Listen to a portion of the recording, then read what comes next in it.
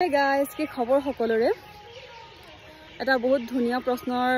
answer লৈ আহিছো মানে এগৰাকী সাবস্ক্ৰাইবাৰ কমেন্ট কৰিছিলে বা ইমান কম দিনৰ সময়ত কেনেকৈ প্ৰিপাৰেচন কৰিছিলে যিকোনো কাম এটা আপুনি যদি চ্যালেঞ্জ হিচাপে লয় নাবা এটা জিত হিচাপে লয় তো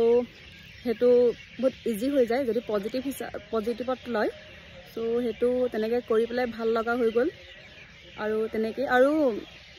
বিশেষকৈ বহুত এগাল নাম্বাৰ পাবৰ কাৰণে মই পঢ়া নাই just মানে পাস কৰিব কাৰণে মই পঢ়িছিলো কোনোবা এজনে মোক কৈছিল হয়তো আগৰ মানে দিয়া ইমান এগাল নাম্বাৰ নহলো হৈ যাব যদি দুটা চেপ্টাৰটো ওপৰ যদি ভালকে পঢ়া হয় তো